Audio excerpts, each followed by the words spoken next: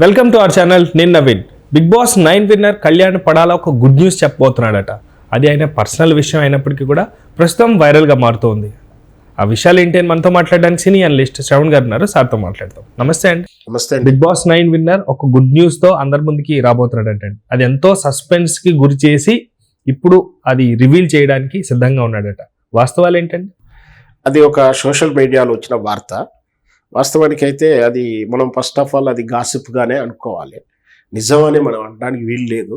ఆయన దాంట్లో ఏం చెప్తున్నాడు అంటే బిగ్ బాస్ 9 విజేత అయిన తర్వాత ఈయన చుట్టూ జనరల్గా ఇట్లాంటి గ్యాసిప్స్ వస్తూనే ఉంటాయి.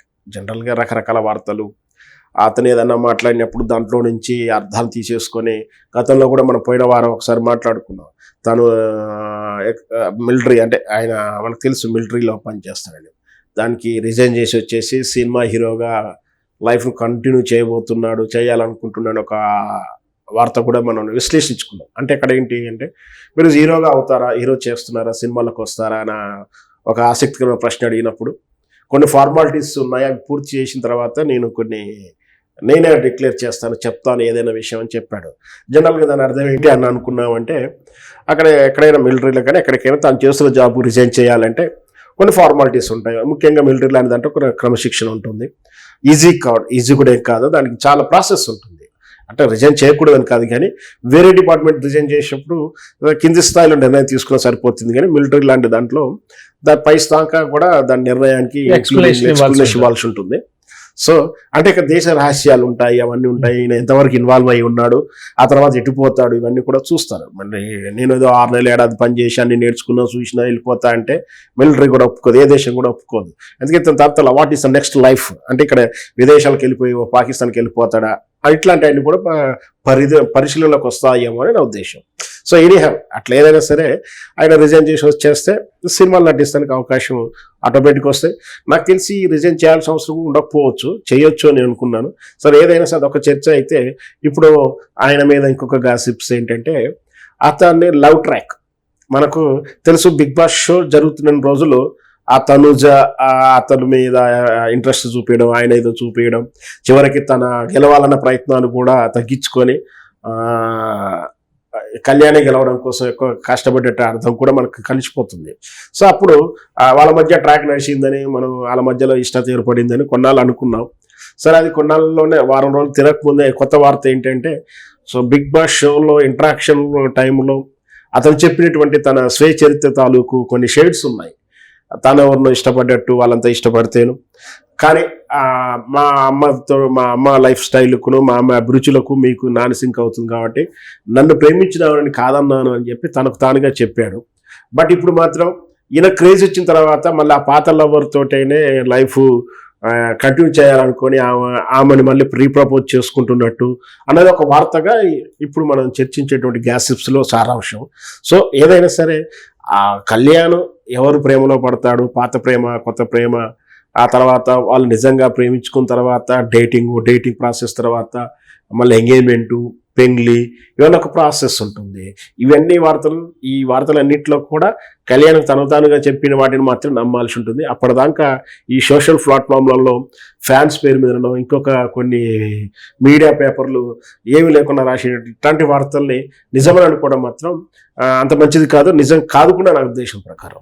కానీ బిగ్ బాస్లో ఉండగానే ఒకప్పుడు ఒక సిచ్యువేషన్ ఆయన రివీల్ చేయడం కూడా జరిగింది.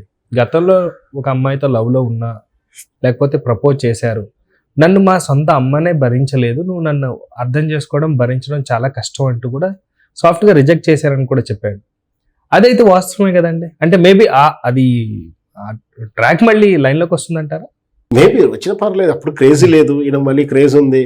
ఒకవేళ ఈయన చెప్పిన ఎపిసోడ్ ఆ సదరు తాలూకు రెఫ్యూజ్ గురైనటువంటి అమ్మాయికి ఇంకా వెయిటింగ్ దశలోనే ఈయన గురించి వెయిట్ చేస్తున్నప్పుడు తాను ఇంకా గుర్తున్నాను, నేను ఇంకా పాజిటివ్ సెన్స్లో ఉన్నాను అని ఒక అర్థం అనుకున్నప్పుడు మళ్ళీ పాత ఫ్రెండ్షిప్ కంటిన్యూ చేయడానికి ఆమె ఇంట్రెస్ట్ చూపినా తప్పేం లేదు. లేదా ఆయనకు సక్సెస్ వచ్చిన తర్వాత అభినందించడానికి మళ్ళీ వచ్చి కలవడంతో వాళ్ళకు మళ్ళీ ఒక ర్యాప్ అయితే ఏర్పడుతుంది. మనం చూస్తాం రీయూనియన్ అని చెప్పేసి క్లాస్మేట్స్ కలిసిన తర్వాత మళ్ళీ పాతనాటి ట్రాక్లో నడుస్తున్న వార్తలు కూడా కొన్నిసార్లు చదివాం కదా.